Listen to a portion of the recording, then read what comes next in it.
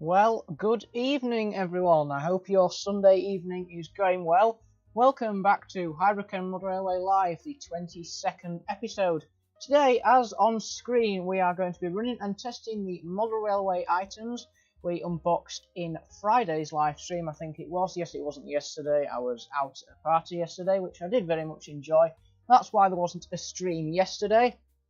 So we are going to be testing out the items from the live stream today. We're going to be servicing a Hornby 040, specifically this one, because as I showed in the live stream on Friday, it doesn't run very well. It jitters about, it's stalled, it's very grindy, very noisy. So while we've got some trains running around in this little section of wood I've got left here, we're going to service the 040 and get this buffer and the coupling sorted. Seems to have dropped out. And then, again, as it says there, I'm going to talk to you about plans for the layout and some more ideas I've been thinking about doing for the layout. Depending on how invested I get in servicing, I may try and service the HST as well. I was going to leave it on the track originally, but as you'll notice, I've got the D11 on now instead. This doesn't seem to respond to power anymore. I'm not sure if it's the pickups or whether something's come loose inside, but I did a test run just before I went live. This would not move, so we're going to see what's up with that, depending on how invested I get in the servicing, and again, depending on how much time I end up with and how much I get invested in servicing. We may try and sort out, if I get the right screen on, Flying Scotsman as well, because as you'll know, it runs, but it does smoke a lot and doesn't move very well. It is just a dirty commutator as far as I can tell. Maybe a bit of metal's got stuck and shorting out, but yeah, it's something is a little bit wrong with this Scotsman. Not a motor winding fault, as I was discovering earlier in the live streams this week. I'm not quite sure what it is, but it's nothing too serious. So again, depending on how invested in servicing I get in, we will have a look at doing that. But up on the layout for the start of the stream today, and of course you are more than welcome to put your requests in at any point and I will get them done for you. We have the D11 with the 4 Virgin coaches, because although it would have never have pulled Virgin coaches, I'm just desperate to see it pulling something different than mainline blood and custards, because again, did a quick test before I went live. It will actually pull these modern Virgin coaches because they are indeed very free rolling. It's still not a very powerful puller because all my other engines can pull 2 mainline coaches. As sticky as they can be, it's still not a great puller, but I just want to see the D11 pulling something other than 2 coaches. On the middle line, which you've just been looking at, is the 37 with all of the new wagons I got from that model railway haul. So we've got Baxter's Meat Products, Black and Rioch from Rotherham, ECC. We've got the Express Parcels van. I'll talk about that later. It is soldering iron damaged on one side. Jif Lemon Juice, the Texaco tanker van, and then the 20-ton brake van, which is the exact same as the one that's over in the station on the second radius line, but this is the old one. That one over there is the new one. So I think without further ado, we should actually get some trains running nice and slowly at first before we get things louding up too much in here. So the D11 seems to be managing with those. And we'll go with the second radius as well. I just put the 08 behind the wagons because I am very much liking the 08 at the moment.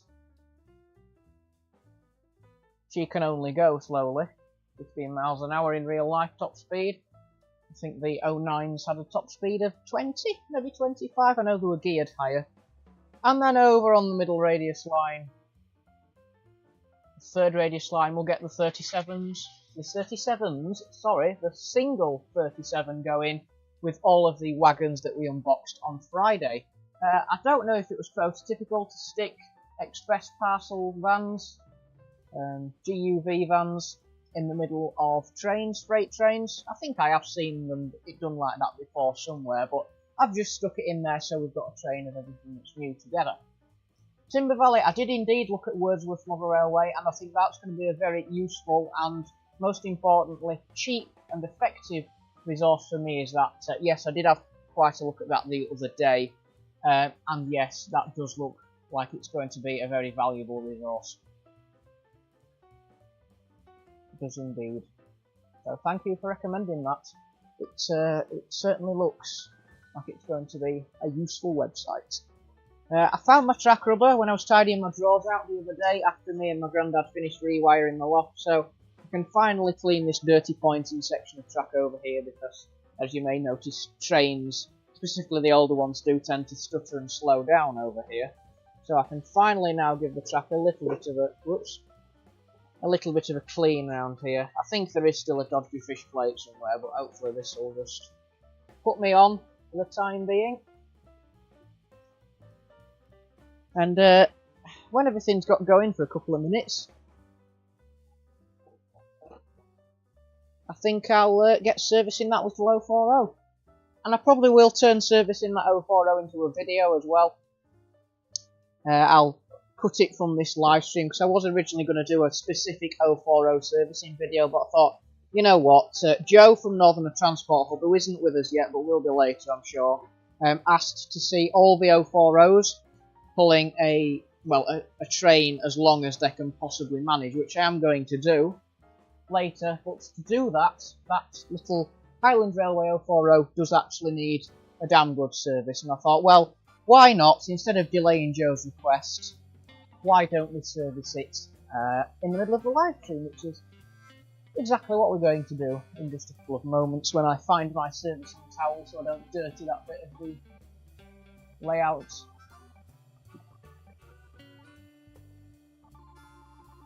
Even more than all the glue and crap that's all over it already. The stream has died for me, oh dear. That was one of the admin points I was going to mention before I started the stream, was that I have finally got round to changing the settings on OBS to run at slightly higher quality. I'm not sure that's going to affect you, but remember on the Monday of this week when I tried to do a stream and then I had to get that Wi-Fi connector and such, I was fiddling around with the settings and set them to basically terrible in an attempt to try and get a stream on Monday, but as you know that didn't work. But I have today bumped the settings back up to 1080p, 60 FPS, 10,000 kilobit a second video, 160 kilobit a second audio. So we should be running at slightly higher quality today. I'm not actually sure if any of these cameras are 60 FPS. I think this one could be, but I'm not completely sure.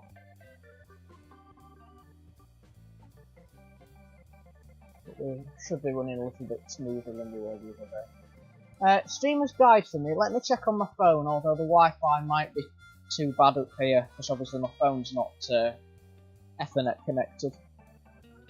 Although I think you can on more modern phones. I mean, my phone's 5-year-old now. But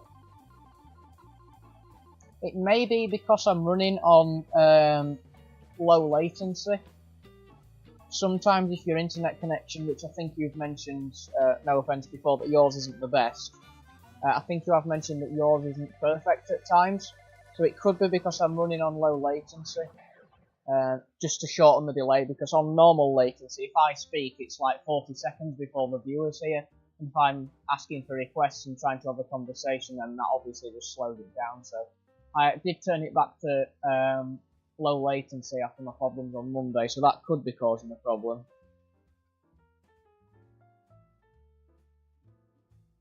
If I have to, I will go downstairs and check on my phone that it's not my end. As you know, I have terrible Wi-Fi at the loft. And OBS isn't showing any signs of any problems. It's showing 0 dropped frames, so unless YouTube's died, which is entirely possible, I don't think there's anything wrong on my end, so to speak. Well, the D11's managing perfectly fine, which I completely, to be perfectly honest with you, did not expect. I did a quick test before the stream, but I didn't have time to do a full lap.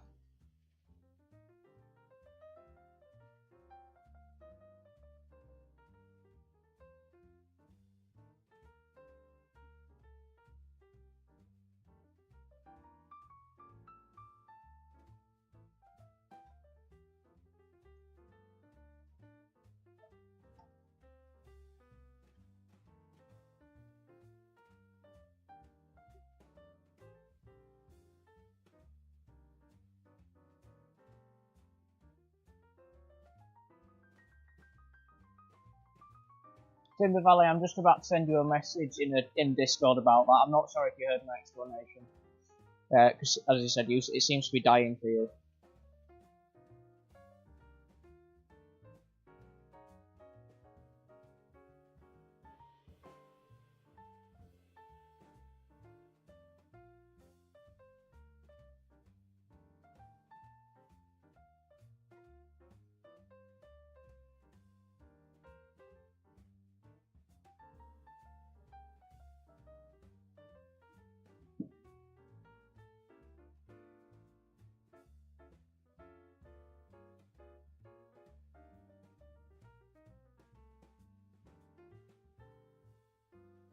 Right, shall we get servicing this 040 then? Because I'm going to try and leave both cameras on because I don't just want to be stuck on this camera.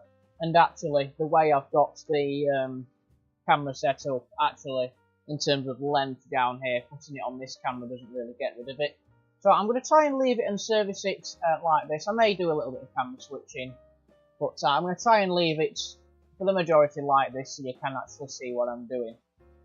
So we'll get servicing this 040. Now, the first things we've got to do are entirely cosmetic because I found this buffer, there's the camera, in the bottom of the box, and this coupling as well in the bottom of the box.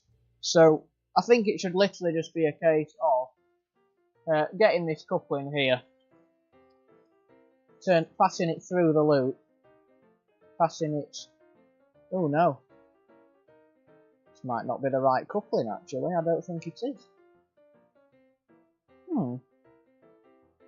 Is this not a coupling for this model? I don't think, chaps, this is the right coupling at all. And I don't have any more of these in my stash. Is it the right coupling? How far to take? Yeah, it's not the right coupling. Could have sworn this was... Could have sworn this coupling must be off a wagon or something, or maybe something that's not in the box of that model railway haul. Yeah, that's not the right coupling, so if I line that up there, the little hook at the end doesn't stick out anywhere near far. Oh, does it? No. The hook at the end, that coupling is the wrong coupling.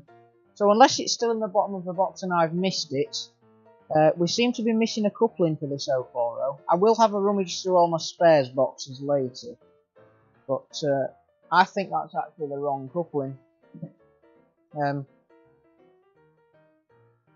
Yeah, so I'm not sure where that's gone. But you will notice on the back there is a buffer missing over here. So we can simply just push this buffer back in. Thankfully that is still with us. So yeah, I'm not sure what's wrong with that coupling. In fact, I can compare it to the one that's there. I could try and modify it if necessary. Oh, I've put it in the drawer. I found it again. Oh, well, the 20-ton brake van seems to have a mind of its own. Seems to have randomly decoupled itself. That's always a bonus. Couple.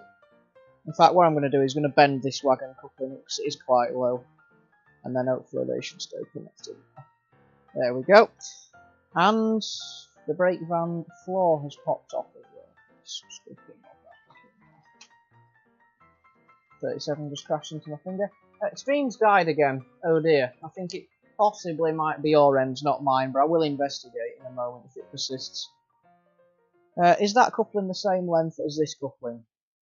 No, it's far too thin. Okay, so I may have to order another coupling, but it's not really the end of the world. Oh, and the Baxter's meat wagon is derailed. Oh no, it's put itself back on now.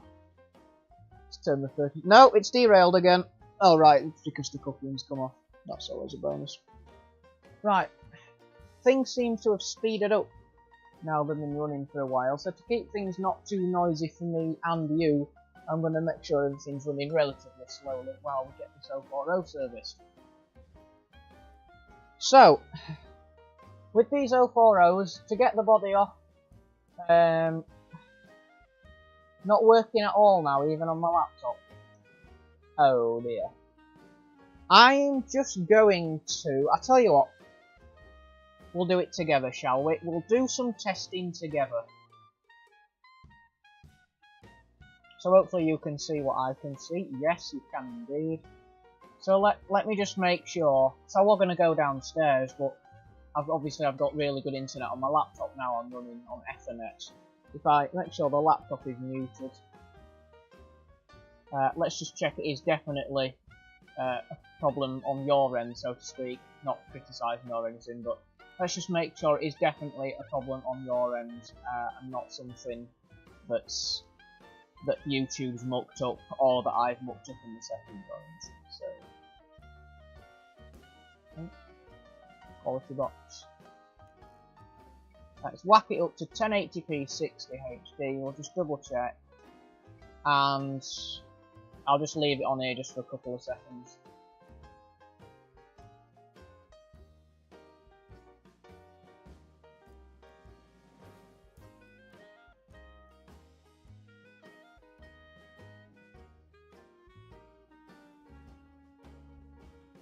Yeah, I don't think it's an issue on your end, so to speak. Oh look, we've got like a glitching through the matrix effect. You've got one version of me, and then another version of me, and it just keeps going. So yeah, I don't think it's a problem. Oh, maybe it is actually. We were buffering a bit there. Still not dropping any frames in OBS. Oh. We are buffering a bit, aren't we?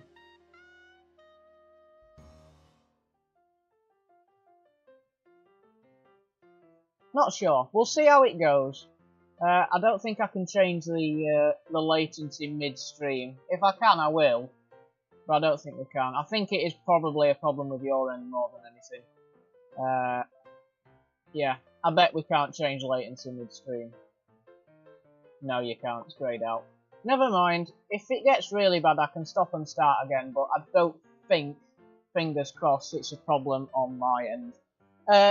Joe from Transport Hub is back and says hello. Hello, Joe. Thank you very much indeed for joining. And Al from Leighton Junction is here. Thank you very much for joining again, Al. Nice to see you. And we shall get back to this 040 and just monitor how the stream's performing. It may have been buffering for me because I'm streaming and trying to watch my stream at the same time. But just let me know how it performs for you, because if it is terrible, then I'll need to do something about that. But this 040, as you saw on Friday, is basically completely dead. It jutters about, it doesn't run very well, it cuts out, it's very growly, it seems to shake side to side, which, you know, it could just mean something's a little bit stuck in there, but we are now going to service this 040. So to get 040s apart, it's very simple. There are clips underneath that you can see, but don't try and prize them because you will just break them off. All you need to do is turn it round, grab it on the metal part, try not to get it by the coupling rods, hold the metal side plate here, and then simply just pinch where the graphics are on the cab, not too hard, sorry. Pinch and give it a little wiggle, and then that didn't really move anywhere, so you can come round the front, round the smoke box, pinch and give it a little wiggle, that started to move, and basically just keep pinching and wiggling like that until you just feel the body drop off, and we'll put that there. So inside these 040s, they're all exactly the same unless you've got the old version like the 101, but I'll do something about that at a later date. I've serviced that in my servicing videos, servicing live streams, so you can go back and look at that if you want. They're all exactly the same. The only difference between this one and Queen Elizabeth is simply a different body, and this one's got brown die-cast metal running board, and this one is black. That is the only difference. So, tool-wise, I haven't even bothered getting my workbench out for this because you need, honestly, probably, let me just think about this, one screwdriver to get the entire thing apart. So pretty much any size flat blade screwdriver, get the screw on the bottom here and simply just unscrew that. And that is, I think, as far as I can remember, oh, that seemed quite tight. That might be why it's juddering, because if the worm gear and the pinion gear are matching together too much, that could be why it's lumpy running. So we might have already solved the problem there. So that takes that out there. Now, if you can see this, there is a clip there that runs over the top of the motor and down to this side here. And to get the motor and the mount out and to get in to clean the wheels and the pickups, you are going to need to take this clip out there. Now again, this clip looks to have been perhaps put in the wrong way. So that could be why it's lumpy running if the gears are massed too tightly together. That could be why we are getting problems. So all you have to do is either get your fingers in if you can, and all you have to do is take that clip and you can see just move it into that gap there and it'll spring off. And you need to do exactly the same round the other side. So that's all I'm going to do now. The clip, which you can see when the body's on, because the body doesn't cover it up, you just need to free that off. And you just have to bend that back, move it into the empty space. And we should be good to go.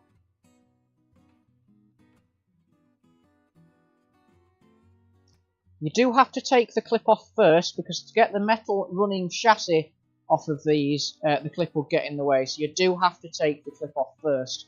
On the 101, the older 040 version of this, or I'm guessing also the Hornby new 040s aren't saddle tanks either, you would just be able to take the body off and then the chassis off, because there is none of this metal running board in the way.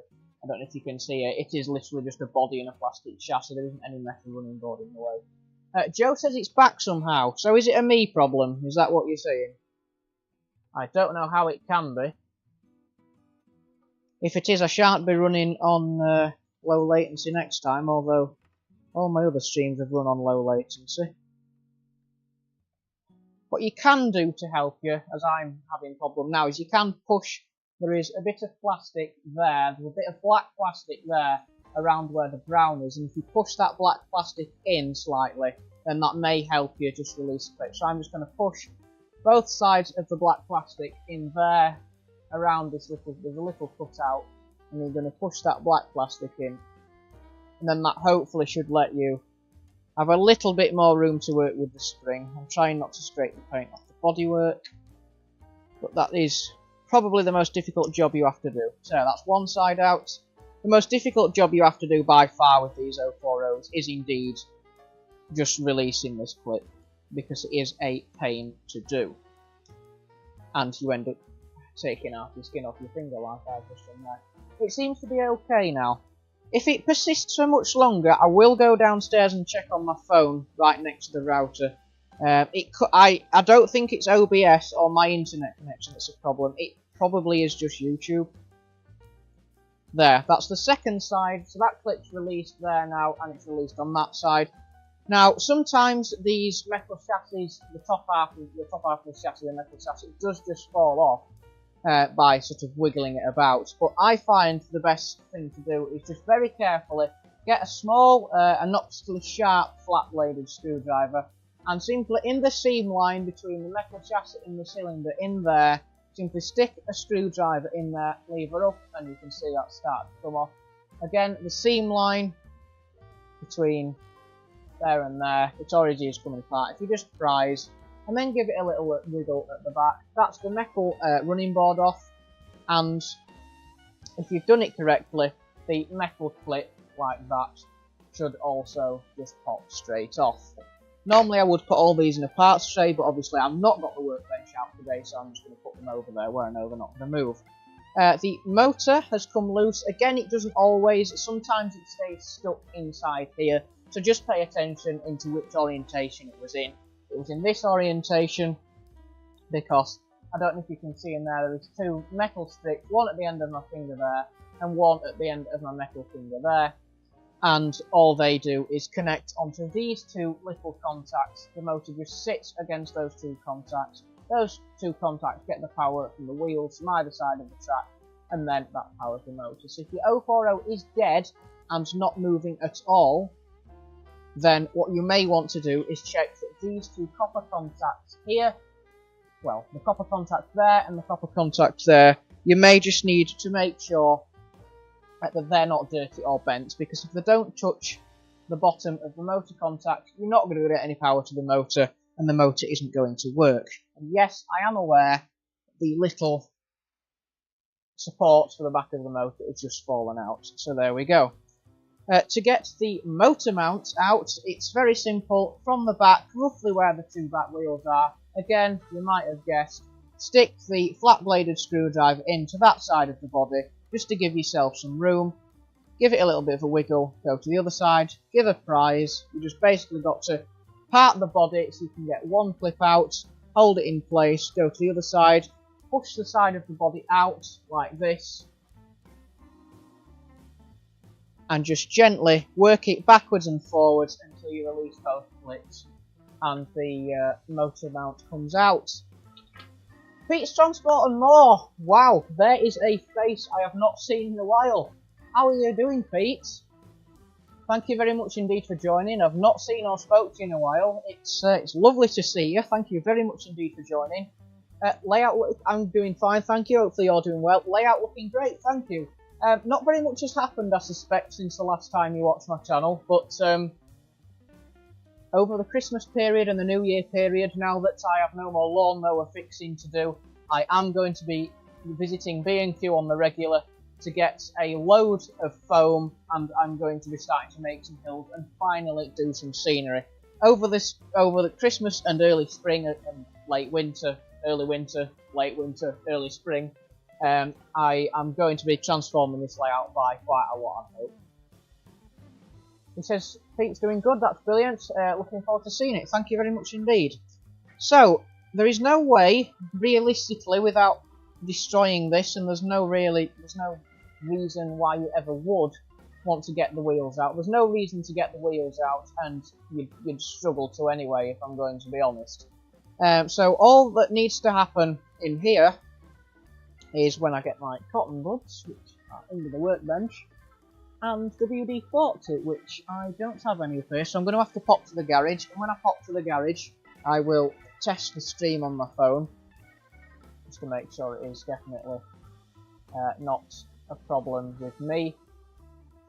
All you basically do need to here is get some WD-40 or some WD-40 contact cleaner, or some sort of plastic-friendly cleaning spray in here, mop up all the oil, get all the fluff which seems to have accumulated itself on this wheel here. You just basically need to make sure that this is completely oil, lubricant, grease, muck, dirt, carpet fibres, fluff free. You don't want any muck inside of this chassis here.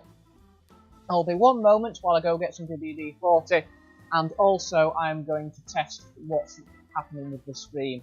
Not quite sure why people are saying it's buffering, but I'll test that when I'm downstairs and just make sure it's definitely not a problem that I've mixed something up. So, I'll be back in less than 2 minutes, and for now I'll just leave you to watch the trains. Back shortly.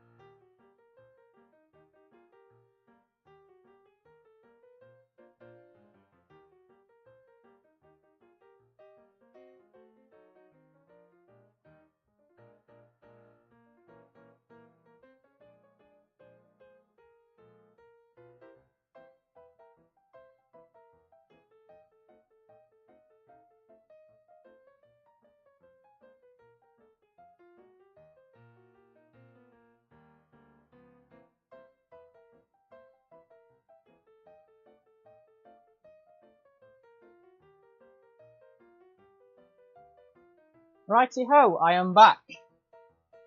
I ran the test on my phone, doesn't seem to be doing too badly at the moment, but next time, aka tomorrow, I will try run on normal latency and see if that's any better. I've not had any problems with that before, running on low latency, which is what I am doing now, but for the sake of people actually, well, For the sake of people's streams not being laggy, if your internet's not 100% great, or maybe it is me, but from what I can tell it isn't, it doesn't matter if you lose a bit of interaction. Welcome back, says Pete. Pete, thank you very much. Ah, you see, I don't use WD-40 for lubricating, I never have. I either use, well, in the early days, I used to use 3-in-1, and I have used 3-in-1 for 2.5 years, and I've never had a problem. I get a very tiny screwdriver, dab it, put some oil on the end of the screwdriver, and then poke the screwdriver wherever I need the lubrication. So I use WD-40, or normally actually contact cleaner, but I've just run out of that, and it's about £10 a can, so I'm waiting for it to come down in price. I use WD-40 for cleaning. I never just go and spray inside. I always spray it onto a cotton bud for cleaning, because although you can use WD-40 for lubricating, it's not a great lubricator. As long as you don't use loads of it and you wipe out the excess, I find it is a very good and effective cleaner. I do use it for cleaning wheels, or have done, but now I use T-cuts. Again, doesn't really affect the electrical contact as long as you blow it dry and get all the what very little residue is left off. So only use WD-40 for cleaning. Don't use it for lubricating. You can either use general 3-in-1, which I've never ever had a problem with. It doesn't pick up dirt. It's not very messy like grease. So WD-40 or contact cleaner for cleaning, 3-in-1 for lubricating, or you can use sewing machine oil, as Pete says quite correctly, or you can buy specific oiling pens. I think this is either a Gauge Master or a Model Craft oiling pen. I think it's about £5, and it's got a very, very fine applicator on the end, which is perfect just for getting in sort of the connecting rods and valve gear of locomotives and such. But I'm not actually going to be lubing the gears with oil, although I used to use 3-in-1. I actually have some Molly grease now. This is, I can't remember where it's from, I got it bought for me actually. But this is Molly grease, so any thing that says Molly grease on it, or Lift Molly grease. I've heard that PTFE, or white grease, or lithium grease with a mixture of gear oil is a quite good gear lubricator. I think OO Bill has got some replies on with like a nail varnish brush. But basically any Molly grease is going to be a much better lubricator for gears. Again, 3-in-1, I've never wrecked a loco using that, and it does keep them nice and quiet, but if you can get a tub of grease, that's really what you're going to be wanting to be using. I think you can get like a ½ kilogram tub of grease, which is a little bit messy, I will admit, but it's going to do a lot better for your loco, specifically old triangle ones where you need to get some grease into the motor bearings. It is going to be a lot better for your loco, so I am actually going to use grease on the gears of this 040, and because I've only got that tub recently, the next service for my other engines are going to have grease, and possibly a little dribble of this oil on as well. But anyway, as I say, I only use WD-40 for cleaning, I don't use it for lubricating, and I never have. So all I'm going to do is spray some on the end of a cotton bud, and then just get the excess off, and then just have a general wipe round in here, especially focusing on the axles where they go into the plastic body. Make sure you are getting in there, make sure you're getting right down the sides of the gears, get any fluff that's trapped out, and just make sure it is really, really nice and clean in there. Try not to bend those two copper contacts that I pointed out earlier as well. So it is actually not too bad in here. There is a little bit of fluff. Use the other end of the cotton bud now, because that end has started going fluffy. So as I say, I'll reiterate for the 15th time, do not use WD-40, as Pete and Timber Valley have quite rightly pointed out. Only use it for cleaning, or if you can get something like contact cleaner or a plastic safe degreaser, then they are going to be much better to use.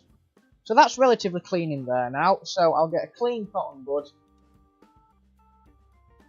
and I will just give it all a nice dry out inside. You don't want to get any on the contacts, and if you do, clean it off, because as I say, they transmit power to the motor. So I'm going to get this cotton bud and make sure the inside is really nice and dry, which it now is, and then I can just give it a, apologies if the audio gets ruined, just a blowout inside to keep it nice and dry. So that's all cleaned out inside.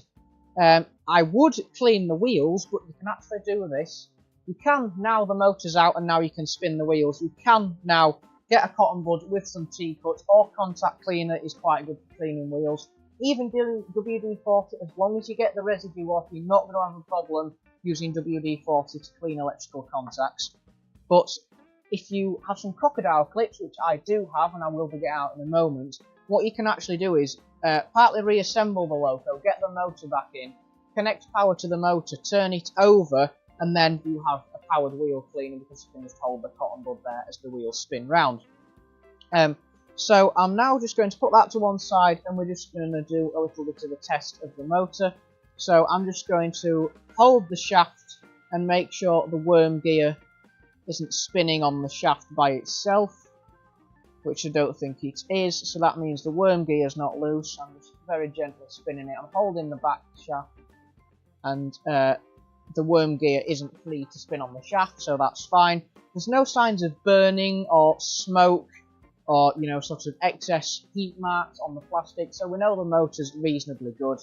It doesn't feel too stiff to turn, it's not making a dreadful noise.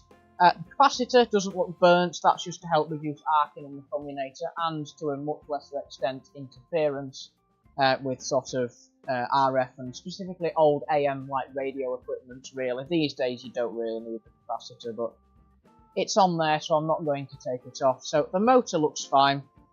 I'm not going to put grease on the motor while it's out because it means getting it all over my hands and all over the engine when I put it back in. What I am going to do is get this Gauge Master or Model Craft lubricator, I think both companies sell it, and I am just going to put a tiny drop of oil back where the collar for that back bearing is. Just going to get it and I'm literally just going to put 1 or 2 drops in that back bearing there. Give it a little spin just to work it in so it doesn't all immediately fly off. And that's basically as much servicing as you can do on this motor. We'll do the same for the front, just there where the shaft goes into the motor. Just give it a very small blob of oil where the shaft goes into the motor. I'm going to give it 2 just to be extra thorough because I don't think this engine has run for a long time. Put the cap back on so we don't get oil everywhere. And again, I'll just give it a very gentle little spin. Make sure it gets worked in there. Evan Terry has joined and says hello. Hello indeed, Evan Terry. Thank you very much for joining. Very nice to see you. And I am actually just going to bend this capacitor leg because although it's not touching the worm gear or the shaft, it was a little bit close. So just going to give that a spin now just to let it work in a little bit before we power it up again. Chat is busy tonight, says Joe. It is indeed. Perhaps people like seeing engines dismantled. Well, that's apparent. Oh well, Bill gets enough videos, views on that. So we're just going to give that a spin. And what you can also do is get WD-40 on a cotton bud, and you can clean the worm if it's very mucky or dirty, but there's nothing stuck in there, as you can see. That looks perfectly clean. So we're going to leave it at that. Now, I'm just going to check the motor mounts. No, there's no cracks. I'll just give it a little wipe on the towel, but it's not dirty. That's fine. The back motor cushion isn't damaged. Again, I'll just give it a little wipe on the towel. That's fine. The body doesn't need cleaning. So now what we can actually do is start to put the thing back together. Now, we are going to put some grease on this gear now, but we'll wait until we've got the motor in because faffing about getting it in here and screwing it down, you're just going to end up with grease all over your hands and your hoodie. So we'll put the grease on the motor later. So, getting a clean cotton bud, you could apply it with a screwdriver, but I find a cotton bud to be as good as anything. I'm just going to scrape a small amount of grease on the end of the cotton bud, making sure it's a fresh one, otherwise you'll get fibres everywhere. And then just very carefully daub some grease on the gear. Give it a little rotate, again, just put a little bit on. Try not to get on all that plastic that you've just cleaned and that I've just cleaned out. You don't need a right lot, it's just a very, very small amount of grease placed on that gear. You can spread it around if you want, but when you power the engine up for the first time, it'll work its way around. So we're just going to get a little amount of grease on that gear. Timber Valley says it's buffering again. Yeah, definitely think normal latency is what we need. So that's actually a bit much on there, we'll just get that bit off. So now we have some grease on that gear, and obviously we'll be putting some more grease on that gear when we get the motor actually back in, so we can put the grease, well, just over there actually. So next thing to do is to get the motor back together. So let me just think how this went. That will go that way on, I think. Don't think all 040s have this plastic piece, but we'll soon find out. So I think that possibly went that way, like that. Because that sort of step end seems to fit in there quite well. So we'll see if I'm right in assuming that. No, because the motor doesn't fit in. So does it go the other way, like that? Possibly. Does that fit in now?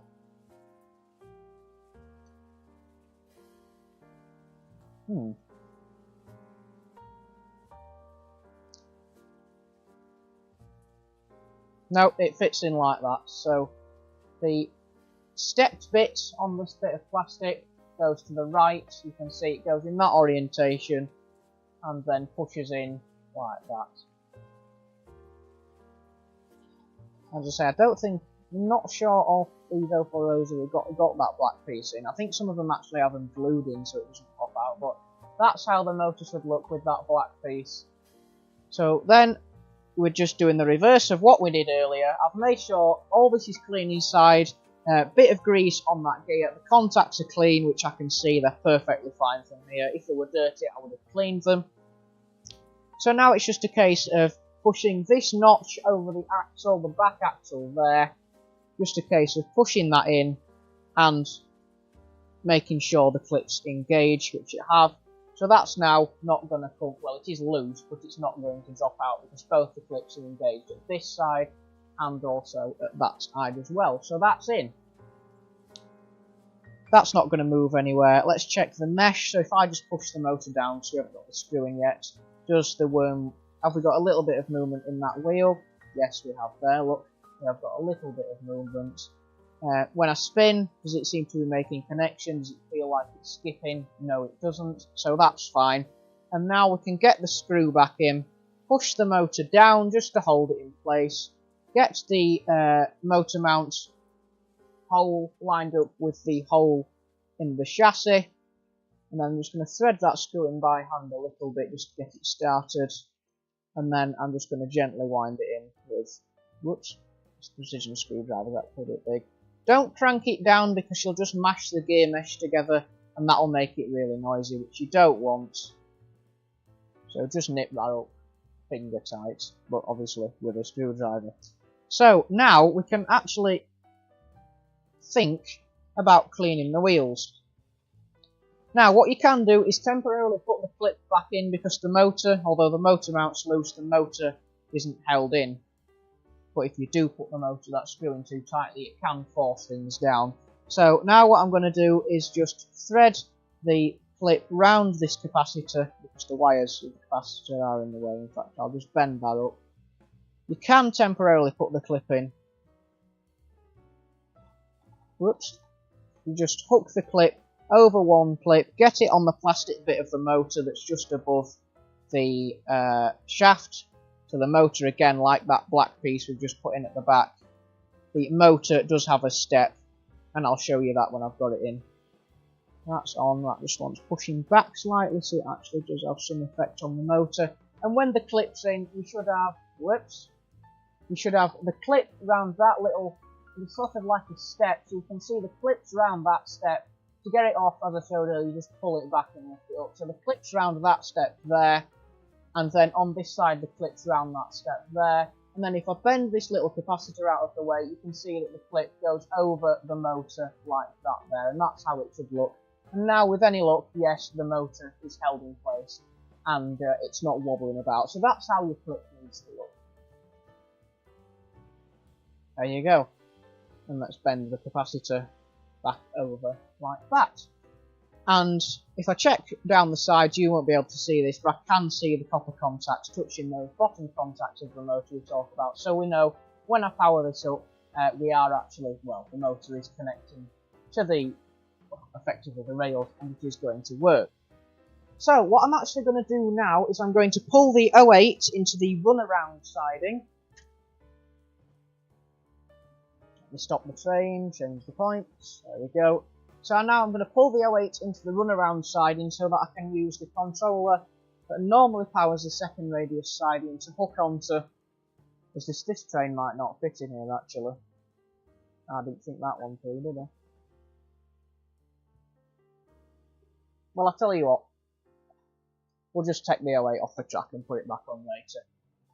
Pete says the stream's alright here. Well, that's good, but I'm not sure what's happening with everyone else's. At least one person's is working, so it may not be 100% my fault. So now, and yes, I do this whenever the servicing bench out, I'm just going to hook a crocodile clip to the track. Doesn't matter the polarity, we're only cleaning wheels. Hook that one there, and then what I'm going to do is, because a capacitor goes in parallel with the motor, you can connect to either side of this capacitor. If not, you can try and rig up a connection to get onto the wheels, but normally there is a capacitor across this motor, so if you have got an 040 that does still have its capacitor in place and nobody's got rid of it, you can hook one side of the power supply to one leg of the capacitor, and if we bend it out of the way we get a bit more access. And then, because one side is sleeve, you do have to connect a bit further down. But down here, you can just see the other leg of the capacitor has become exposed. So if I can get my crocodile clip in there, which I can, you can see we've connected it up there. So now when I turn on the track power, with any luck, these wheels will start moving. And yes, they do. Now I have just realised if you do this, you will have to, and so even I make mistakes, even dismantling locomotives for 3.5 years, to stop the coupling rods dropping out and getting caught in things, you will just have to put this body back on. And you should just be able to leave it on after this point. Is that the right way around? Yes, it is. So, it is often easier to take the clip off, and then that little clip that holds the motor, and it is often easier to take the clip off, as I said at the start, and then put or take this brown chassis off. But if you are very careful, and I'm going to have to hold this where I can see it, not to the camera. If you are careful and you take your time, then it is possible to get the brown chassis on without sort of upsetting the clip or breaking anything. You do just have to be quite careful. That hasn't properly seated at the back. I'll put the back on first. Put the back on first, and then, as we did at the start, if you just have to make sure that the coupling rods are in their tracks there. I'm just going to try and get this on. The early nights aren't great, are they? I'll admit. They are not all that cracking, are they? Clocks went back yesterday. If you didn't realise, you might want to change your clocks. That might explain why you've been late for things all day. The clip might have to come off, actually. I can't seem to get this body to slide back in. That's odd.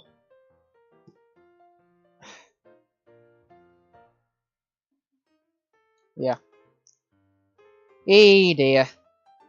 Oh, the front. Oh, no, we're in. No, we're not in because the coupling's come off. So, yes, you may need to do a little bit of wiggling, do a little bit of fiddling, try and put the back in first. Make sure the coupling rods are sat in their slots. So you can see that just lifts out and sits in the slot. You might need to do some wiggling and some fiddling just to clip that metal chassis back in place. It seems to be easier if you get the back on first and then try and sort of gently coax it down. And as we did at the start to get it off, these black pieces in here and around the other side there, you may need, where am I going here? And there, you may need to sort of push them in so you can then slide the chassis over. So that's fine. Before we get the motor powered up, I'll just get these little specks of dust out that I can see. They've just got themselves caught on various bits of metal of this metal chassis. Whoops, the cotton bud's dismembered itself. So we'll just get all the dust out that just seems to have got caught slightly there. So that's good. So now we can connect the power up in the exact same way we did before. The crocodile clips are really useful to have on a model railway because you can test locos, you can do powered wheel cleaning, you can do all sorts. So I've connected a crocodile clip to one side of the capacitor, and now I'm going to connect onto the other side. Keep them out of the way of the worm here, and with any luck, I can feel the motor vibrating. Yes, there we go. We have got a miniature finger blender. Ah! I'm joking, that didn't hurt. There we go. So now we've got the motor actually spinning just before I clean the wheels. What we want to do now is we want to check for any arcing on the motor, because if the motor is excessively arcing, and you'll be able to see little blue flashes through the front plastic bit of the motor if it is arcing. If it's arcing excessively or making a lot of noise or buzzing to that extent, then your motor may need to be replaced. But this one, I can see there's no blue flashes, there's no arcing, there's no smoke, so this motor seems to be fine. I'll switch to reverse. Yeah, the motor's running at a similar speed in reverse, so the motor's not knackered, and I can see that's running fine, and it's getting quieter already as that oil is working in. So now, and don't take the mick out of me, because it works, I'm now going to use, to hold the loco in place while I clean the wheels, a sponge. Specifically, a sponge that's had a track cut out of it to hold locos. You can buy loco servicing cradles for about £8 on eBay. You get like a strip of foam and the laser cut wooden things to hold onto it. But you can get a pack of car cleaning sponges for about £1. When it gets all knackered and horrible and starts falling to bits, you just cut a slot out of another. All you get is a Stanley knife, slit down one side, Stanley knife, slit down the other side. Use an old coach, or even a new coach as your marker for how wide. Slit down the bottom with your knife, and there you've got the perfect cradle. I mean, look, really, sponge, plonk, grips onto it, it's not going to damage the paintwork, it's fine. Don't take the mick out of me, because it's cheap and it works. So now being careful not to short stuff together. All we have to do is turn it underneath, and because I've put it relatively deep, the coupling rods, the coupling rods are not going to whack on the sponge, and the connectors, the crocodile clips, aren't going to get damaged either. Timbervalley says, I use a servicing code from Pico, rip-off, so use a bit of pipe insulation put down the middle as well. Much cheaper. I do actually have some pipe insulation here, that is a good point. These are all over the joists, as you may be able to see. Yes, this is just coming into the view of the webcam here. This is pipe insulation that we've put on to stop me splitting my head open on the joists. But I've got the spare piece down here that I use in the entrance to the loft. So if you could fashion something to hold this flat, or even to be fair, and flipping frames have moved out of the way. To be fair, if you had it on a sturdy workbench, you know, even just sort of placing it like that, it does sort of stay up, and especially with a loco in there as well. So yes, you can split them down the middle, or sometimes become pre-split. You might have to cut a little bit off, because I do admit this is a little bit of a squeeze to get a loco in and could start to damage it. So you could always cut a little bit of excess off either side just to make the gap wider. But there, as you can see, it's holding it perfectly fine. Now I can't get the loco out. There we go. But yes, so pipe insulation, anything that's soft that you can cut a slot in is going to be fine for holding the loco. So now I'm going to reach for my T-cuts, which is in this drawer. T-cut's great. You can use it for cleaning commutators, specifically trying XO4, XO3s, Hornby ring fields and stuff like that. Really good at getting muck off, really good at giving commutators a really nice shine. It's just a really good product. It's not going to damage plastic, even if it did. You're wiping it off within 2 minutes anyway. So yeah, try for cleaning wheels, T-cuts, and a cotton bud is your best friend. Al has said you could glue a magnet to hold your little screws. Yes, of course you could. If you didn't have a servicing tray, fortunately I do, and I have a nice workbench that I use, but obviously I wanted to run trains at the same time today. Yes, you can indeed. You could even glue a little magnet. So, you know, I've got some here. You could glue a couple of magnets in there to hold your screws. That's a brilliant suggestion. So I'm going to turn this down, but although when you put, obviously you're adding quite a lot of friction when you stick this cotton bud on, you do need to have them going slow enough so they're not going to completely gunk everything up. So I'm just going to hold it very gently and just put a small coating of T-cut on each of these wheels while it rotates. There we go. Try not to get it on the plastic or inside the spokes of the wheels because you'll have a hard time cleaning it out if you do, although it's not impossible. You can already see the muck that's starting to appear on this cotton bud. And when I'm not narrating these videos and not pointing things out here, I'm not kidding, I can service an 040 in 5 minutes. In fact, one day I may even make a video of me doing that challenge itself. So, T-cut on, clean end of the cotton bud, gently press it against the wheel, the loco will slow down, it may just need a little bit more speed. I do apologise for the noise if the mic isn't cancelling it. And just hold it against the wheel, give it a little rub, and that should not only wipe all the T-cut off, but it should get the wheel really nice and shiny and get stubborn muck off as well. For particularly old locos like the Tryon Flying Scotsman I've got in the drawer that's just under here, you can use a rotary tool if you've got one and a brass wire wheel, because brass isn't going to damage any of the metal. It's a much softer metal than... Oh, I've got my cotton bud snagged up in the mechanism. I will admit that is one danger. Where are my tweezers? If you let your cotton bud deteriorate too much, then it will sometimes snag, but fortunately I can get the fluff out. Yeah, so that is, I'll admit, one danger. If you let your cotton bud degrade too much or you stray too far with it, then you might end up getting it snagged in your mechanism, but fortunately this one hasn't done it too bad, and I think I've managed to free most of that there. Speedrunning servicing. You know what? I'm going to do a video on that at some point. Let's get it going again. So that cotton bud's scrapped now because it's too damaged, but as I said, little pressure. Oh, still not going fast enough.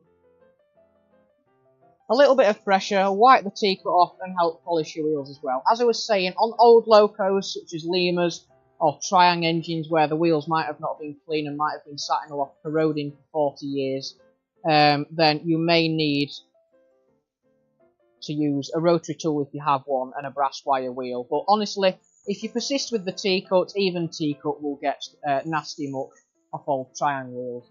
We're coming back in with the cotton bud, and now we're going to do the backs of the wheels, the top halves of the wheels, as you can see here. Try not to get T-cut on that gear we've just greased. We're going to put T-cut on the backs of the wheels too, because that's where the pickups are. Like so. T-cut on the back of the wheels. And again with a clean cotton bud, again just hold it and remove the T-cut on the back of the wheel like that and give it a little bit of a polish. And clean the stuff that's got onto the plastic as well. So give that a polish there. Actually, oh yes, actually, I was going to say there isn't a lot off. There is quite a lot of muck. You may need to use multiple cotton buds for extremely dirty wheels, but they are shining up wonderfully. The back of the wheels look like a mirror, the surface of the wheels look like a mirror, and hopefully now we should have a lot better electrical connection with the track. This loco is getting faster and faster and more smooth by the minute, so that oil we've put on into the motor bearings is doing a really good job. So, that is the wheels cleaned. I'll just make sure... Oh god, we've still got a bit of muck there. Let me try and get that out. So as long as you're careful with the T-cut and you don't get it, stuck in places where it doesn't need to get stuck, you're not going to have any problems using T-cut. As I say, rotary tool is nice to have for particularly stubborn wheels, but T-cut will eventually get it off. No, that's gone now. So, we've cleaned the wheels, we've cleaned the pickups. I'm just going to get that last little bit of T-cut off the plastic body, so that's all nice and clean. Turn the loco back over now, and we've finished with wheel cleaning, so I'll take the clips, crocodile clips, alligator clips, whatever you want to call them. I go for crocodile. Sounds less American. And now we'll get the 08 back running. So there we go. Whoops. Set the 08 back on its way. And I will close these points. In fact, no, let's send it round the running round loop for a little bit. Why not? So that's that done. Wheels are looking absolutely lovely and shiny now. Look at the backs of those wheels there, lovely and shiny. Surface of the wheels is really nice and shiny too. There's no muck on there whatsoever. So hopefully, whoops, sponge, we'll have a really nice, good connection to the track. Sponge, where can I play it? Over here. So now we've finished with that, we can bend the capacitor back just over the top of the motor like that, and now we can put some grease on there. Feeling the motor, it is a little bit warm. I'd say slightly warmer than lukewarm, sort of skin temperature. So we have been running it really fast as well to get enough speed to, you know, still have, even though we're applying friction, still have the wheels turning. But that motor is not overly warm. I'd say that's a perfectly fine temperature, and that's something to do as well. When you're wheel cleaning, that's your chance to be able to get into the motor and feel it and make sure it's not going to burst up in flames after 5 minutes of running. So that's fine. Now that we've got the wheels cleaned and the motor back in, we can come back in with the grease. And again, which is quite difficult now because we have got the metal chassis on, you may want to take the metal chassis off again so you can get into the grease. You can get in with the grease. But I'm now going to put some grease on the worm drive. So yes, you can take the metal chassis off to do this. In fact, I am going to do that. So again, stick it in the seam line between the cylinder, plastic cylinder and the metal body. Give the body a wiggle and that comes straight off. And now I can get in easier. Whoops, a couple of nods are coming out. And I can get in and wipe the grease on there as well. What you may want to do as well is put some power to it. I'm just doing it off the track. And you may want to just get the motor to spin round so you can get some grease into the teeth. And make sure you do. Although when you run it, you'll obviously get it into the teeth. But if you can get it into the teeth to start off with, that'll stop it sort of splurging everywhere. So I'm just going to really focus on getting that grease into the teeth and just putting it on the track just to get it round to get grease all over that spindle.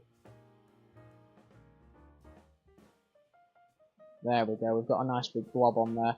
Make sure you don't get any down the sides into the plastic chassis and where the axles are. Certainly make sure you don't get it all over the wheels because we've just spent ages cleaning them. But now we have got a nice lot of grease on there. Just put it on here. Go on to that last section there that I haven't got grease on. New cotton bud because the old one was starting to go slightly. Again, you could do this with a screwdriver. There's nothing wrong with that at all. And now we've got a nice little bit of grease onto that mechanism there. And OO Bill, Double O Bill, whatever you call him, does do pre-mixed grease and gear oil in a little nail varnish bottle that you can paint on with the paintbrush. But I'm now just going to simply drop a little bit of... Sorry, that's not the right container. You could use one of these, but the oil won't come out quick enough. I am just now going to use some 3-in-1 and do a very light coating over the top of there, just so the gear oil, well, the 3-in-1 or gear oil and the grease can mix. Because oil and grease is a very, very good lubricator for locos and will really help to keep the noise down. And also, especially on plastic gear sets like out in these cheap 040s, it will keep them from wearing out too quickly. So there we go. So we've checked the motor, we've taken it apart, cleaned it, cleaned the wheels, cleaned the computer, checked the motor, added the grease, done all that. So now we can get the metal chassis, put it back on again. Again, the more times you service an 040 like this, the easier and the more experienced obviously you'll become at doing it. And obviously the clips will become a little bit loose. So I don't think, to be honest, this has ever been apart before, because they do normally sort of just drop together to these chassis, but this one has been a little bit difficult. Again, I'm just going to push these plastic pieces in at the side, just to help me slide and drop this metal chassis on. Yeah, that's dropping in now. Yeah, pushing those plastic bits that poke through the metal chassis really do help drop that on. Whoops. The coupling rods are seated in there nicely. And now we've just got the last bit of oiling up to do with the fine applicator. Don't need a lot of oil for the valve gear and the coupling rods. Now you just need a little bit on all the moving parts of the coupling rods and valve gear. Timber Valley has said, did you have a look at my fleet tour? Don't worry if you didn't, you don't have to. But if you did, what were your thoughts? I haven't watched it, although it is item number 3 on my to watch later list. So I haven't watched it, but I certainly will be watching it because it does indeed look very interesting. I did watch a couple of minutes of your latest running session as well. The only problem when you have an applicator as fine as this is that half the time the end gets blocked and then you can't get any out. And I can see why, because this red thing is, so part of it's come off and gunks the end up. That's a bit of a blow, isn't it? Take it through. That's the only thing. This red thing gunks up the end of the needle. Have I got a bit of small wire I can stick in the end of it? Do I have a small wire wheel or something that I can stick in the end of it and clean it out? Yeah, I really wouldn't recommend putting this on, or don't push it on too far because it's a bit of a pain if you get it stuck. So I'm just going to try and poke that obstruction out with this wire wheel. I'll test it on the screwdriver where I can see we've got some. No, I might have to actually burn it out with a lighter or something. I'll try and through the end of this. Yeah, we've done it. So having a little loose bit of wire or a wire wheel to just poke the obstruction out if those nozzles do ever get blocked is something you may have to do. It is useful to have. Yeah, it's the only thing with a needle that fine, a nozzle that fine. They do like to block themselves up. So now I'm going to put a little bit on the rod where it actually goes into the cylinder. So a bloop there. I have a bloop on the pin where the coupling rod is there. A bloop on the top there. Bloop of oil on the side there. Flip round the other side. It's the exact opposite. Bit of oil round the pin there. Bit on the bottom half. Bit where the coupling rod goes into the cylinder there. And a bit underneath there on the pin, and then a bit on the top half there. So tiny splob of oil. If you haven't got an applicator, you can use 3-in-1 and simply just put some on the end of the screwdriver and just boop, like that, and then just go dunk wherever you need your oil. So the last thing to do is to give it a little bit of a quick test before we put the body on, just to make sure everything seems okay. It's not running very fast because it's trying to power the 08 and this at the same time. Yeah, it might not work that well actually. Yeah. I'll put it on the middle line where the controller's a bit more powerful. Come on. No, it's not going to work. We're going to have to take a train off. So I'll simply just take the 08 off. My controllers are not wanting to power 2 engines at the same time without it going to silly speed. So we'll just take the 08 off for a moment. I'll change the points again. And we can give this a little brief test.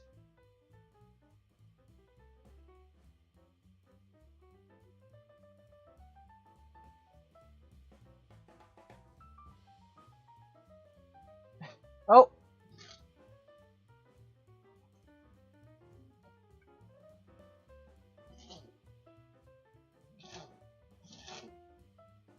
Ah, we have a problem. I wonder if this screw wants tightening a little bit more. So the motor wasn't working then until it was pushed down. Maybe this is why this screw was tightened up so much. Oh, no, I know what's happened. I don't know if you can see, but the clip isn't sat on that plastic shoulder of the motor. The clip has actually fallen off. It's now not pushing down on the motor. It's pushing down on the actual shaft. So all I need to do is get a screwdriver in there and lift the clip back up so it's sat on the motor. Obviously, it was making a terrible noise because the gears, the gears weren't meshing properly and they were grinding together. And it wasn't going because the motor wasn't sat down on them for contact. So all I've done is put that clip back on top of the motor. And now, with any luck, yeah, oh, we're off. Oh, massive derailment. Oh, dearie me. Oh, and now the 37's decided to crash. Right, there we go. Note to self, remember to turn the controller down. So, as I said, a gentle test just before we put the body back on, although it's good practice to do this, although with the 040s it is so easy to take the body on and off. As I say, it's just a load of clips. But we're now just going to do a little quick test, just to make sure that nothing seems amiss before we put the body back on. And yeah, it's going over the points fine. It is still wobbling a bit. I think that is probably just an inherent problem with the 040s. But we'll just give it a little run up and down. If I turn it right down, motor's stalled now, it was that slow. But if we try there, look, we are running nice and slowly without it cutting out.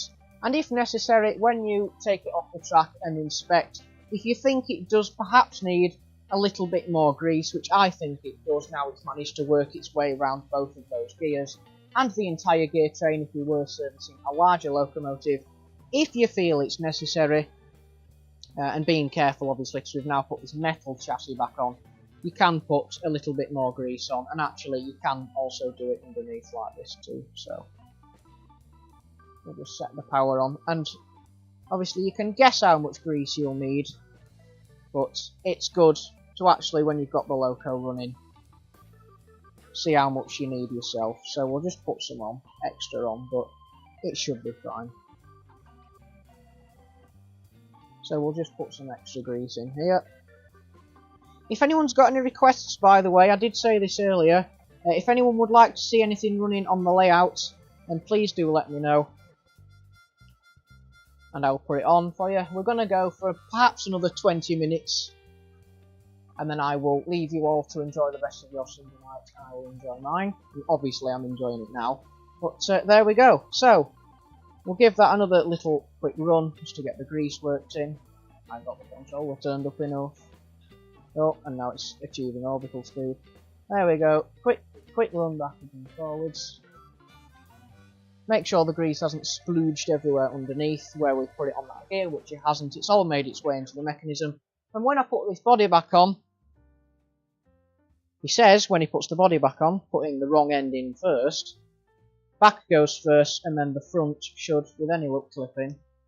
They are a bit stiff, the clips on this loco, because it hasn't been dismantled, or I suspect serviced ever. That is the loco serviced. So if I take just a couple of seconds to pack up my servicing gear, teacup can go away, UD40 can go, well, back in the garage, but I'll put it back in my drawer for now.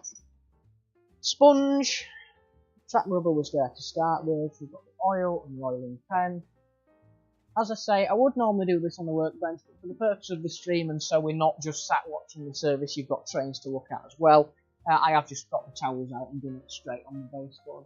Obviously, when the scenery is getting done, I will not just be plonking things on the baseboards and going, oh yes, it's fine, because I don't want to wreck half my scenery. So, we get the two towels away. The sponge can go back in its drawer. And that is the 040 service. And I know that's taken quite a long time of this stream, but I have been pointing things out to you and making it very clear how to service this 040, or in fact any of the Hornby 040s. But I'm not joking, I can do an 040 like this in about 5 minutes, possibly 10 if something's been a little bit tricky, or a wire's popped off, or I need to do some soldering. So I'm not kidding.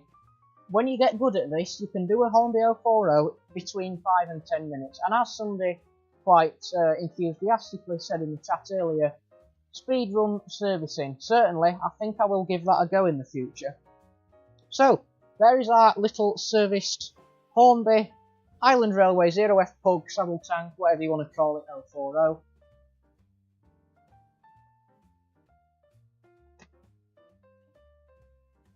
Not even rail properly. Rail the damn thing properly, George. And the more it runs, the better it gets. The pickups will bed in again and readjust themselves. The oil will get into the motor, get round the gear train. Any sort of corrosion, slight bits of corrosion or muck on the motor should burn itself off. Again, these are non-serviceable motors, these can motors. And yeah, it's lovely and quiet. All we can hear is the coupling rods. Alright, oh well, you won't be able to hear it as much, but all I can hear is the coupling rods and the gentle whir of the motor. There's certainly no grinding.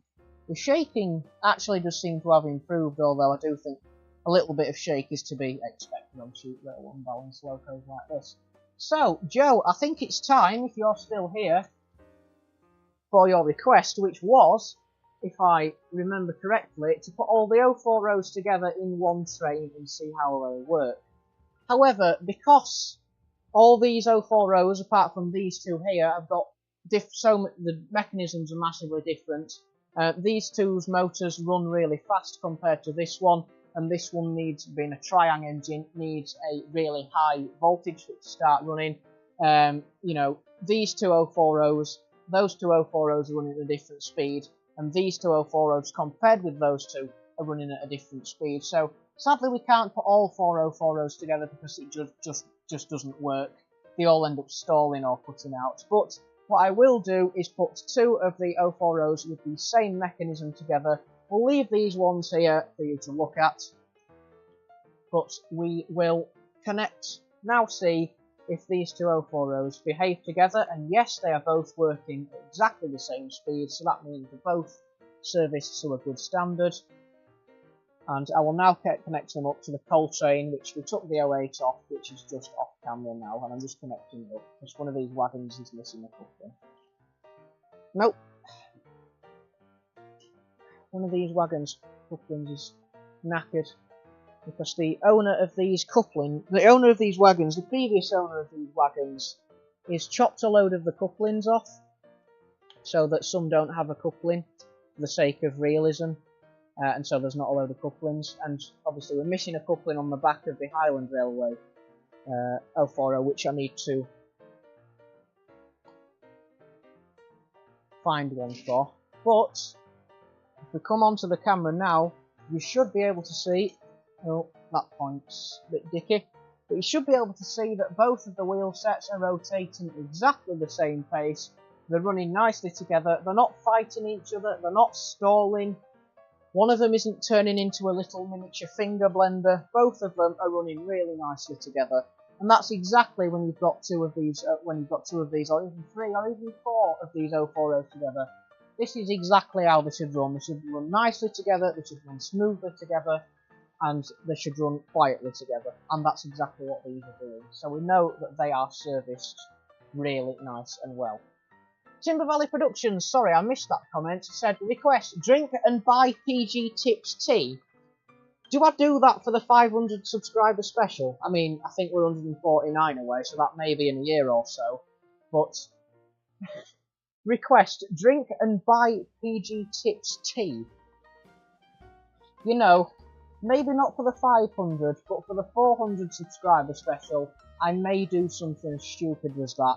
I may do a Q&A with me eating bourbons and custard creams with a pot of PG Tips tea. You know what, for the 400 subscriber special, which we are only 49 subscribers away from, and, well, it'd be a miracle if we could hit that by the end of this year. But, you know what, for the 400 subscriber special, I'm going to drink some PG Tips tea, and I'm going to sit eating biscuits, drinking PG Tips tea, and I'll do a Q&A for the 400 subscriber special. I haven't done a Q&A in such a long time, so yeah, for the 400 subscriber special, I'll organise a Q&A where you can send me questions, and I'll answer some FAQs as well. Yeah, you know what, we're doing that. thanks so much for the suggestion. That's fantastic. That's the spirit. Well, slightly degrading my Yorkshireness, but I think, you know what, that's what we'll do. Pete, he said he's liking what he's running and he's enjoying the stream. Thank you very much indeed. I know the D11 isn't very prototypical, but it won't run. It will only pull 2 coaches with the modern, the old Triangle mainline, slightly not very free rolling. They don't roll very well. It'll only pull 2 of them. It is a very poor puller. But I've just put some modern. They're the only modern metal wheeled coaches I've got, so I just wanted to see it pulling something a bit more substantial than 2 coaches. But yes, the double header seems to be doing very well. I don't think Joe's here to see it, but I'll remind him later when the stream's finished. I did actually do it. As I say, I would put 4 all together because there's no point. We'll just stall. We'll just fight each other. And, you know, it just won't work, so we've got as many 040s together as possible, and they are running sweetly. The Highland one that we've just serviced as well is running lovely and smoothly now, and they seem to be pulling that relatively long train quite well.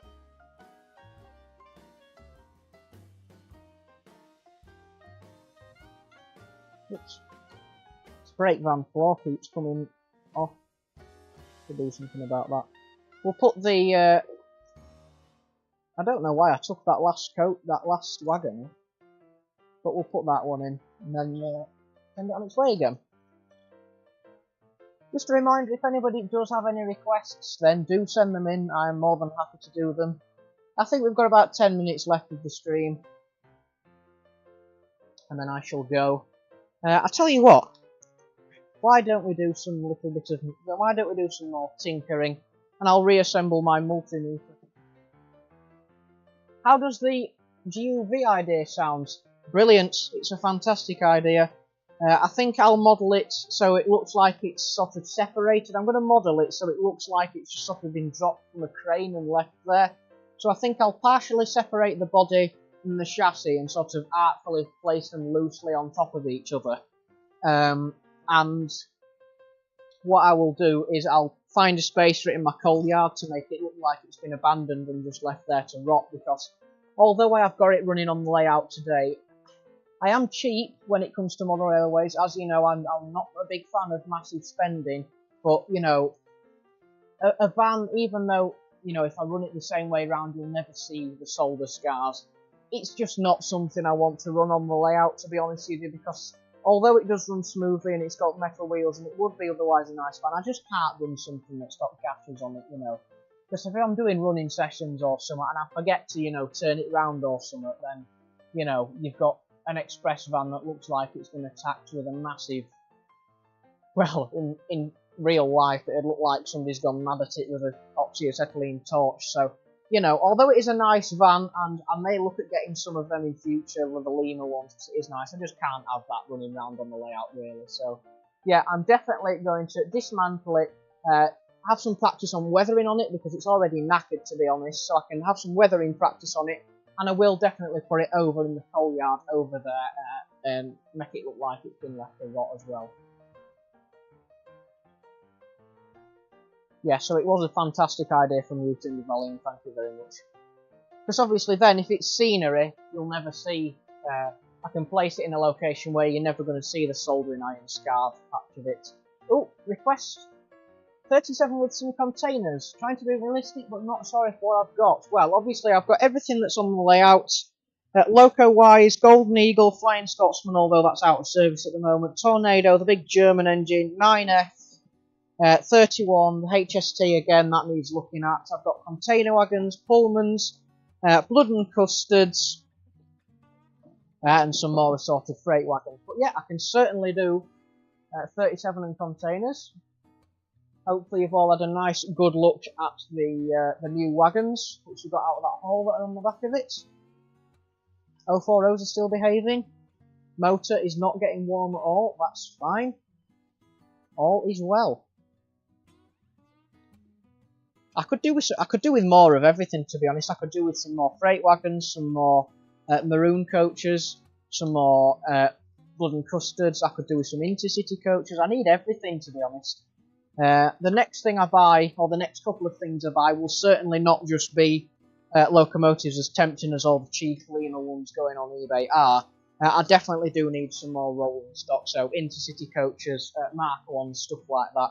So yeah, definitely, I do need to definitely get some more prototypical rolling stock. Especially just for the sake of the D11 as well. Could have put the Pullmans behind the D11 actually. I just remembered they do have metal wheels. That was a bit of a stupid mistake. Oh well. In fact, you know what? Let's stop the D11 and put the Pullmans behind it.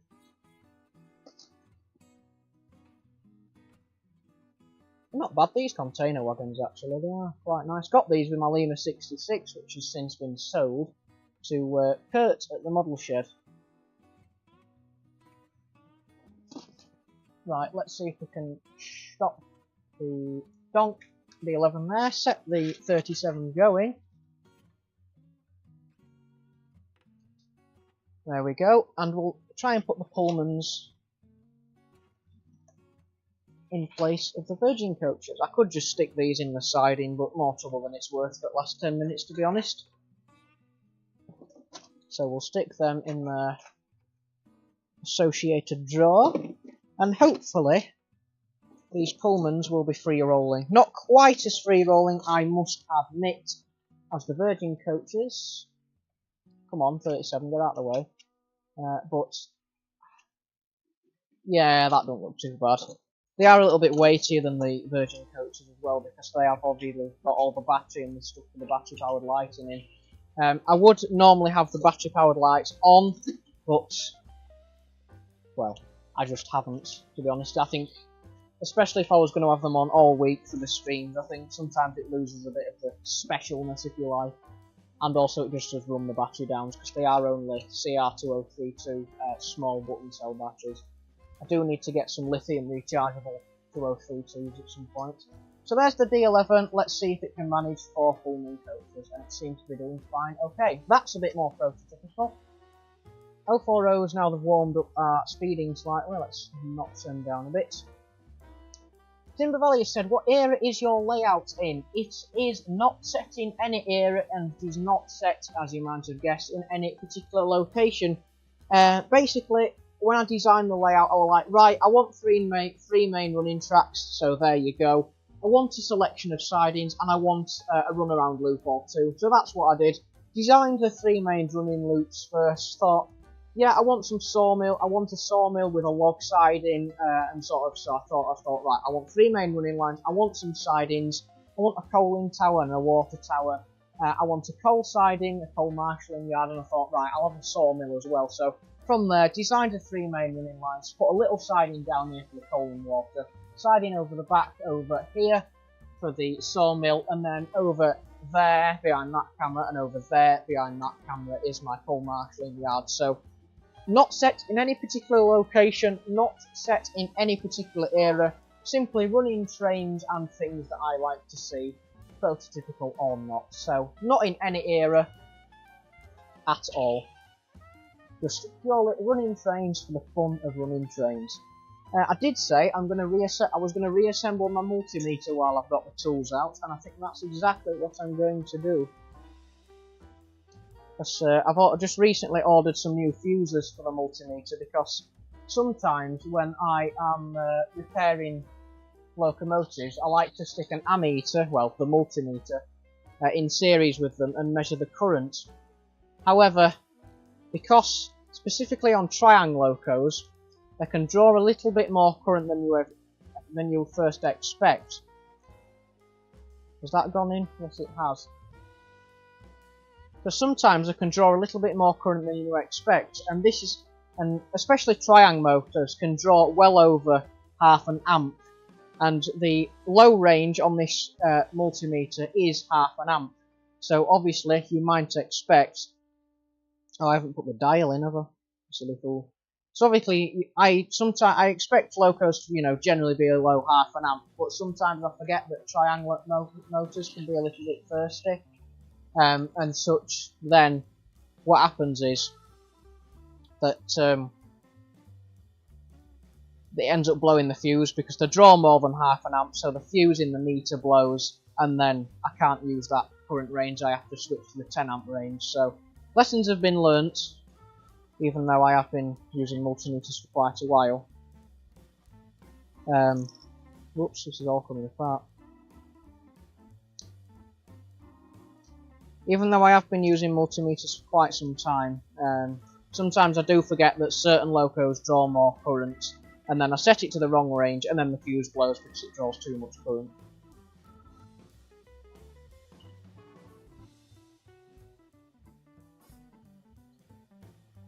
Right, let's get the multimeter reassembled. And that's happened on both my multimeters. I have this one, and I also have a cheap Screwfix, mind you, both of them were quite cheap. I have a cheap Screwfix multimeter, and this one is a Mercury MT M01 multimeter. But I've done it on both, so I blew the 250 milliamp fuse in the Screwfix one. Whoops.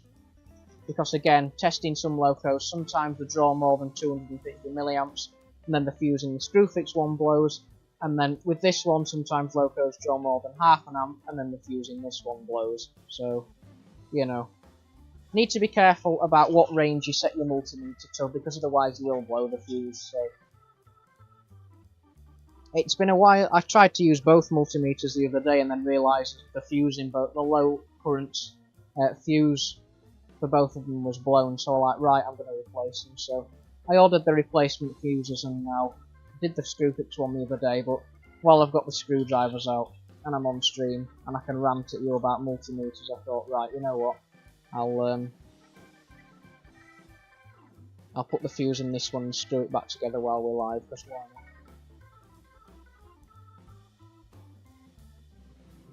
Stream has died again.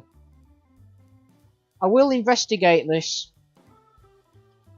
I will be investigating after the stream finishes. I will watch the replay and just make 100% sure that it is, again, not criticising a problem with your end rather than a problem on my end, because a problem on my end needs fixing before tomorrow, if you get what I mean. So, yeah. I will be investigating after the stream to make absolutely sure that it is not something that's a problem with me, so to speak, because that needs fixing pretty much immediately. I do apologise as well if it is me. Alan Junction, I'm sorry. Al from Leighton Junction has said, enjoy the stream, have to go, need to make a cup of tea and feed the cats before I have a mutiny on my hands. See you again. Cheers, Al. Thank you very much for joining, Al. Nice for you to join the stream and to watch again. Thank you very much for your comments, as always. Lovely to see you. Do take care and enjoy the rest of your Sunday evening, indeed. I hope it's Yorkshire tea, Timber Valley. Speaking of mutinies, my cat's had 5 mice in the house over the last week. So that's been a little bit of a mutiny. Well, she hasn't been killing us, but she's been killing mice and then bringing them in. So, yeah, that's not great. Not even joking, she has had 5 mice in the last week. So, yeah. So, circuit board, the dial's screwed back in, the fuse is changed, the circuit board is back in. Now it's just a case of, why won't this battery go in? Now it is just a case of screwing the thing back together.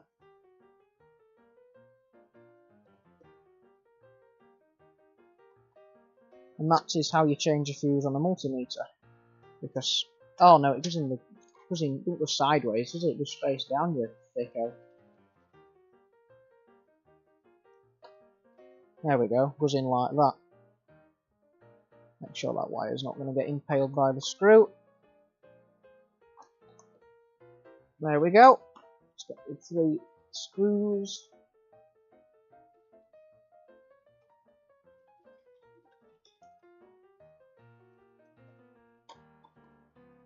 Slightly the wrong screwdriver this, but we'll manage. What do you make of the Grand Central Voyagers? Didn't even know. Since when have Grand Central had Voyagers? I thought they just had the what is it, the 180s, the Adelantes. Didn't know they'd got any Voyagers. That's news to me. I don't have an opinion on them, if so. I don't mind the Voyagers. I think I've only been on one, perhaps once or twice, and I found them alright. They're certainly, well, they're of the more interesting train at my local station. Normally we just get tiny little northern BMUs which run an hour and a half late or whatever, but no, I didn't know they had Voyagers.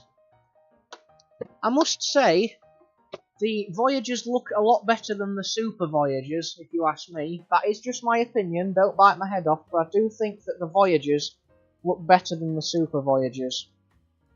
I do have to say. Didn't know they had Super Voyagers, that's news to me.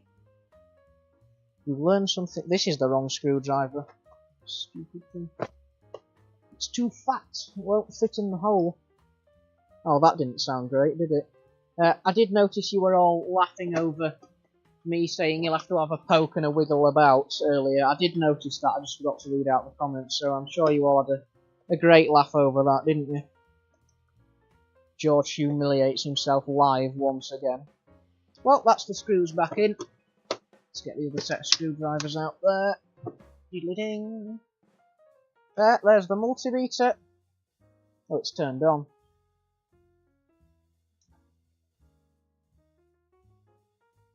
Let's turn it off while I get the case in. Let's put the case. Which way does the case go round? Goes on that way. Let's get the case on and just check I haven't completely knackered it. In my humble opinion, Avanti Voyagers are better than Pendos. Don't have an opinion on either of them, to be honest. Up round where I am, we are not electrified. Well, certainly not any of the local stations anyway. There, the multimeter's back together. Let's get the probes and just make sure I haven't cocked up that rotary switch, because I know sometimes the ball bearings can fall out. Whoops! And cause things to go a bit awry. There we go. There, so we'll put the red one into the volts and ohm. We'll put the black one into the common. Like so. And we'll see if it still works. Who the hell is that? OOKK? What is that? Do I have to get... Is this a bot? I'm going to have to go over to YouTube and ban these, aren't I? What does that translate as? Because if it's a bot spamming, they are going to have to, not that regrettably, go. Let me just have a look. I can't really do moderating from OBS. Probably a bot. Hello? Is that what it translates as? Go to channel. That is a very odd selection of YouTube shorts. Well, if it just says hello, then I can't complain. If that's what it translates as, then I haven't got a problem with that. If it gets any worse, I will ban them, but if that's all they've said hello, then I'm not going to do anything. Did we get a beat? Whoops, you can't even see the meter. You still can't see the meter. If I short these together, do we get a beat? Can you hear that? Probably not. Should be beeping, but anyway, that's right. So short them together, we get 0. That's fine. Let's do a quick voltage measurement on the 4th radius. 4 volts. Wow, it's actually quite a decent motor, that, only kicking up 4. Middle radius, we get 3-4 volts. That's under load though, bear in mind. And on the middle and on the second radius line, we've got 2.7, 2.8 volts. But again, that's a lot of voltage drop from the motor. Fairly certain it's a bot. Well, I've just pressed the go to channel button over on YouTube, and it looks like a very interesting channel. But I'm not going to ban them just because, well, if it is somebody actually just watching, despite the channel looking a little bit weird, then that's a little bit harsh. But if it gets any worse or they come back again, then I will just get rid of them. But as long as it just translates as hello, I'll leave it for now. This is my other multimeter, by the way.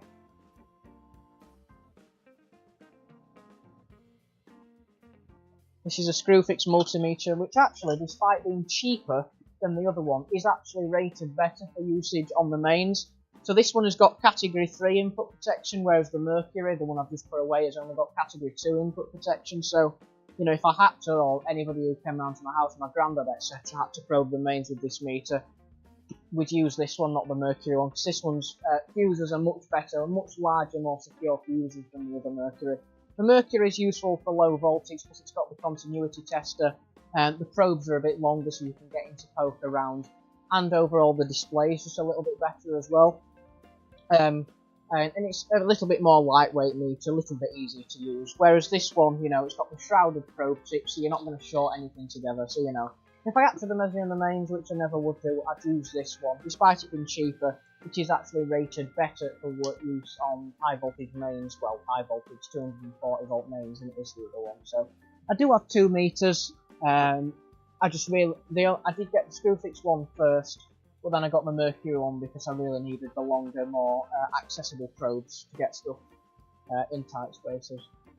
Well, we have run slightly over the hour and a half, but then again I did start late. So I think we're going to end the stream there. Timber Valley said might be worth using subscriber only mode. Yeah, but then again I don't really like it. We very, very rarely get bots on here. I think I've only ever had 2. And moderators have then been in to sort that out. In fact, do you know what? Why don't we make Timber Valley a moderator? Because you're in my streams a lot these days. So...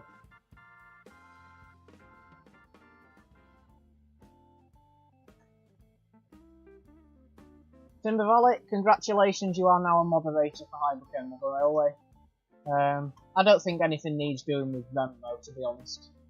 If all they've said that's hello, that's fine, but normally the moderators, when I have had bots, I think 2 times in 3.5 years that I have had them, they've never really caused a problem at all. I've never had any spam problems or that, so, you know. I like to leave it on open chat just because I don't get them that often, and to be honest, if somebody wants to comment without subscribing, you know, I find that a little bit restrictive, to be honest.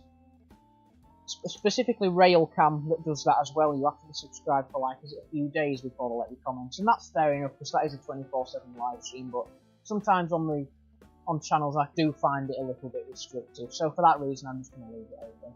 Yeah, it's no worries. I can almost guarantee no pressure that you're in my streams and you're always here and supportive and that, and you're in my Discord, so you know it makes sense to have, you know, a set of moderators who are going to be here. So Jaden from on the main line, he's a moderator, and Pete, who was in earlier, moderator. Somebody called the Model Shed who hasn't been on YouTube in a very long time as a moderator, and you're always here, so it makes sense. But yeah, so today we have indeed talked a little bit about layout plans. Mainly just about that express parcels wagon, which is gone now. So we have talked a little bit about layout plans. We have service in 040, we've paired the multimeter, and we've got Joe's request coming as well, which I will remind you of later. So yeah, fairly successful stream. I think we've just about covered everything on the list here. So thank you very much indeed everyone for watching today's live stream. I do hope that you have enjoyed watching it as much as I have enjoyed running it for you. It's been a good hour and 50 minutes it will be, and we've actually got quite a lot done, which is a change. I have just realised that that signal on the 3rd radius line has been on red, so that 37 has spattered for goodness knows how many hundreds of times in the last hour and 50 odd minutes. But anyway, thank you very much indeed for watching everyone. I do hope you have enjoyed. Do enjoy what is left of your Sunday night, and thank you to everyone in the comments who's been with us today. So that's Timber Valley, that has been Northern Transport Hub, Leighton Junction, Pete's Transport and more, Evan Terry, and I think that is it. So thank you very much for watching everyone. Enjoy the last, good, I can't speak. Do enjoy the rest of your Sunday evening, and thanks very much again for watching. Do take care, and I will hopefully be live again tomorrow evening. Oh, Pete's back. He said, "Great, George. Thank you for the stream. Have a good rest of the evening." Thank you very much, Pete. Indeed.